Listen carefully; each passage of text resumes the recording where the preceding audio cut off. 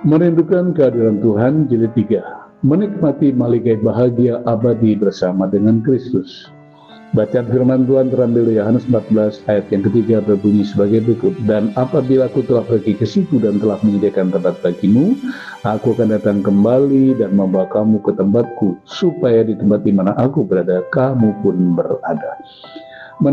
Menanti-nantikan kedatangan seseorang yang kita cintai, kasihi, dan hormati merupakan momen yang terindah.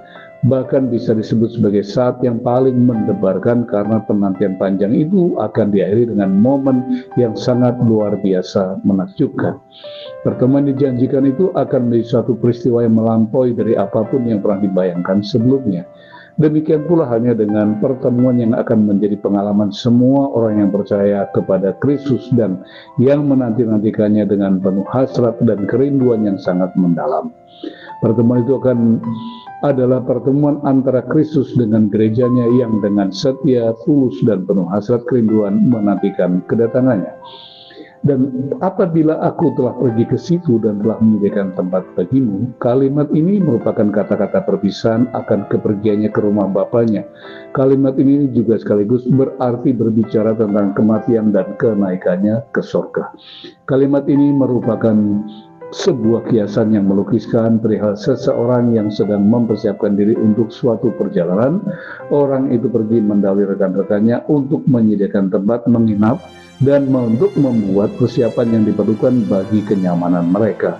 Ini jelas berarti bahwa ia sedang menyelesaikan pekerjaan yang masih harus ia lakukan di surga, yaitu untuk memastikan agar mereka diterima di sana dan memperoleh berkat-berkat hidup kekal bagi mereka.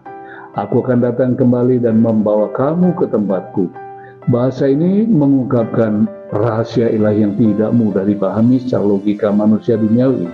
Jelas bahasa ini digunakan oleh Kristus Yesus di sini tidak dapat digunakan oleh siapapun yang pada saat itu tidak berada di tempat yang sedang ia bicarakan. Dan pernyataan Yesus Kristus ini adalah bahasa yang secara alami hanya digunakan oleh seorang tokoh atau pribadi yang adalah benar-benar Allah dan sekaligus manusia. Mengacu pada kodrat kemanusiawiannya, Yesus di sini berbicara tentang kepergiannya kepada Bapanya. Pernyataannya ini mengacu pada kodrat ilahinya. Dalam hal ini, Kristus berbicara seolah-olah ia pada saat itu sedang berada bersama-sama dengan Allah.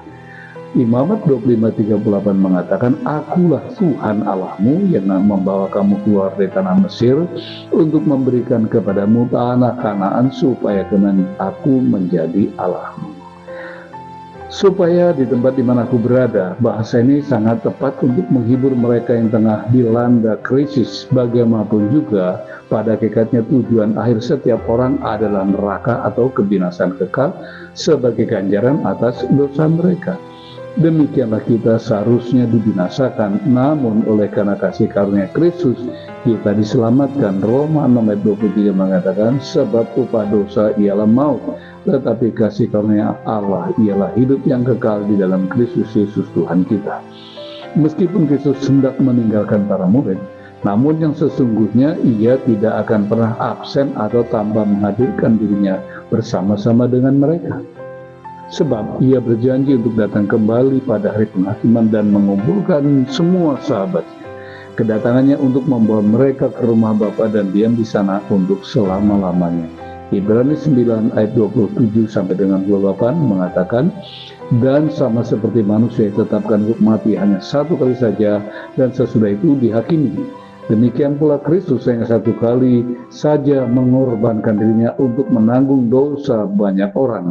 Sesudah itu ia akan menyatakan dirinya sekali lagi tanpa menanggung dosa untuk menganugerahkan keselamatan kepada mereka yang menantikan dia.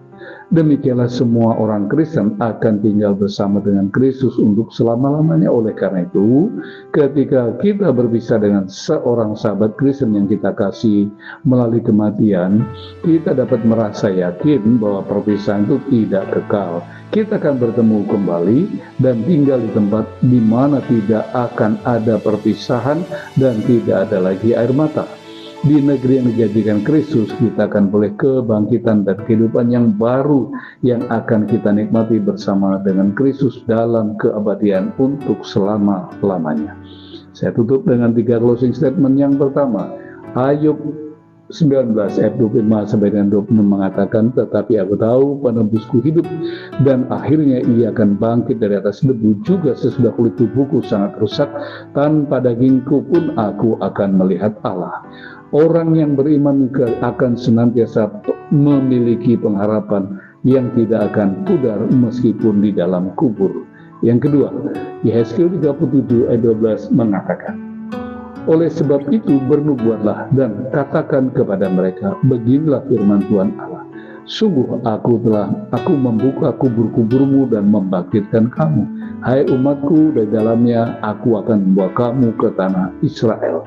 Bagi orang beriman, alam kubur tidak akan pernah bisa mengubur kebenaran janji Kristus.